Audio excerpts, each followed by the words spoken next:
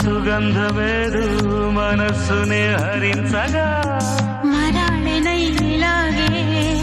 మరి మరి నటించనా విహారినై వాడే దివి భువి స్పృశించనా గ్రహములు పాడిన పల్లవికి గాలి ఊగెనులే కొమ్మను తాకి